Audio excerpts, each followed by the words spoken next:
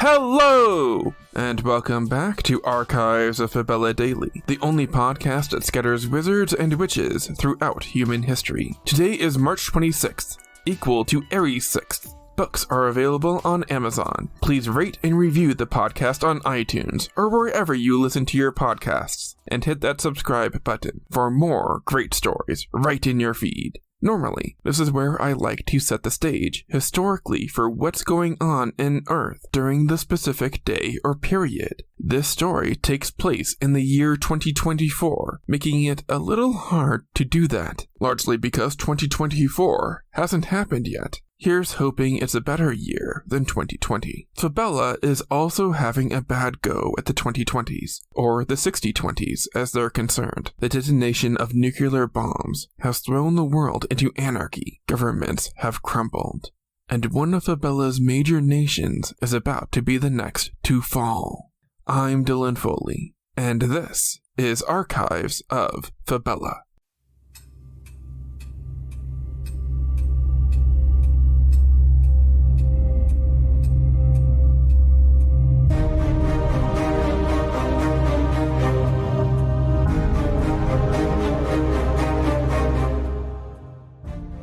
Beyond our world, there is love. Beyond our world, there is war. Beyond our world, there is life.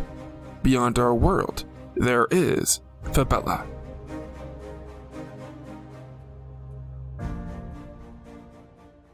Aries 6th, 6024 FY Fabella year, equal to March 26th, 2024 AD Earth year. On Sagittarius 30th, 6012 FY, 5 nuclear bombs decimated various parts of Fabella. Following the blast, efforts to contain the radiation with magic unintentionally created the deadly Saga virus. As the virus spread, it became clear that the real cost of using magic was the spread of bacteria that caused disease. Governments were forced to outlaw magic for the health of their citizens. Unfortunately, magic was such an intrinsic part of society that having to quit cold turkey had a drastic effect on the economy. Over the next 12 years, Fabella crumbled into a post-apocalyptic wasteland, dominated by disease, lawlessness, and death. This was the beginning of the end for Fabella and the 12th age, known as the Age of Apocalypse. By the year 6024, paramilitary marauder groups like the Crossbones, commanded by Faun Caladan Batena, ran rampant throughout the world. Fauns were one of the 12 species considered to be people. Males were billies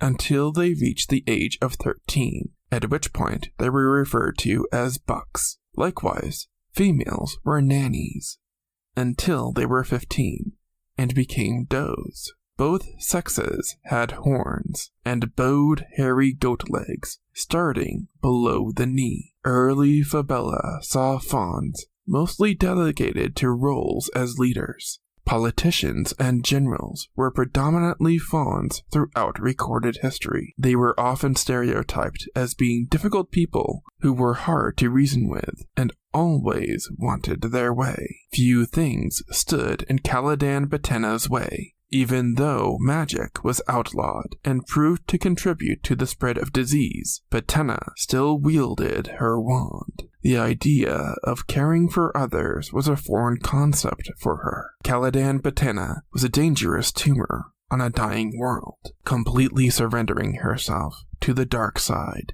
in a desperate bid to gain as much power as possible. Batena's team of marauders, the Crossbones, were one of the largest groups of their size. They operated out of the northwestern section of Fabella in the former Shiba Union, using the magic they continued to wield with complete disregard to seize vast storage of weapons, food, and other valuable items. After 12 years of pillaging from every city and town they came across, the former Shiba Union's resources were near depletion. Betena then decided to set her sights on the one place where she knew an abundance of resources might still be available, the Republic of Fantasia. If you laid a map of Fabella over a map of Earth, the Republic of Fantasia would occupy the Pacific Northwest, including a small part of Mexico and Vancouver, Canada. Their capital of Hercules sat directly where San Francisco would be. Fantasia was a major superpower throughout the history of Fabella, and widely regarded as the good country, if there ever was one. The Age of Apocalypse struck Fantasia just as hard as the rest of the world. Much of the land in the continent of Cathara they once occupied was abandoned as the Fantasians struggled to maintain normalcy in quarantine zones. They were the last remaining government safe from complete collapse, thanks to protection offered to them by the hero of Fabella, the Faun, known as Emmet. Emmet was a lot of things before the fall of Fabella, but the job he cherished most was that of a teacher. Cursed with immortality for committing the first murder, Emmet was a grand 6,024 years old, while domestic life had seen him ascend to the role of a husband, father, and educator. The Age of Apocalypse caused him to slide back into his former ways as a warrior, general, and juggernaut. If Betena was going to take Fantasia for herself, she would have to go hoof to hoof with Emmet. The remains of the Fantasian military were much larger than the Crossbones. When Betena landed in Cathara, she embarked on a mission to cripple the Fantasian military. She started by installing her own troops in the Fantasian military by way of sending them out to pose as refugees. The Fantasian government's kind and caring nature came back to haunt them as they allowed these Crossbone refugees right into their Hercules quarantine zone and military ranks. With her remaining Crossbones forces, Betena set about massacring small scouting teams.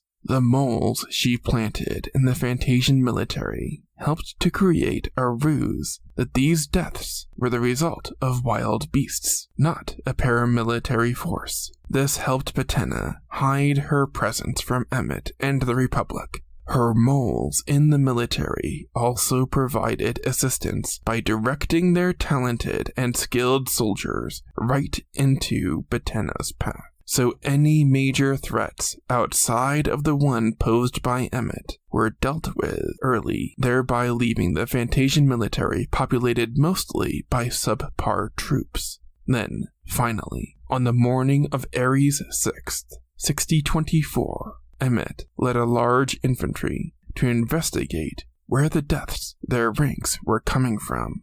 He never believed that it was really the result of a beast, and his gut instinct proved to be right on the money as he came face to face with Betena. Even an immortal faun like Emmet was no match for magic wielded by Betena. He fought as well as anyone could against such power, but Betena and the Crossbones under her command had weakened the forces around him, such that even someone as strong as the legendary Emmet couldn't overcome her punishing power. The attack went down in history, or what was left of it anyway, as the beginning of the end for the Republic of Fantasia.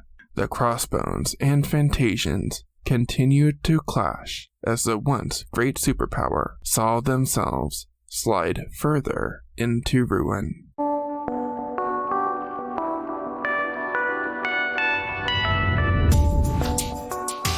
That's going to do it for us today. Tune in tomorrow for the story of how a gender-neutral leader helped inspire an army and give birth to a legendary kingdom. Subscribe now to get more new episodes right in your feed. Rate and review the podcast on iTunes or wherever you listen to your podcasts. Send your questions to archivesoffabella@gmail.com. Archives of Fabella is created, produced, and hosted by Dylan Foley, with music by Garrett Ferris and audio blocks. Books are available on Amazon in ebook and paperback. As always, look outside of what is possible and think about what might be.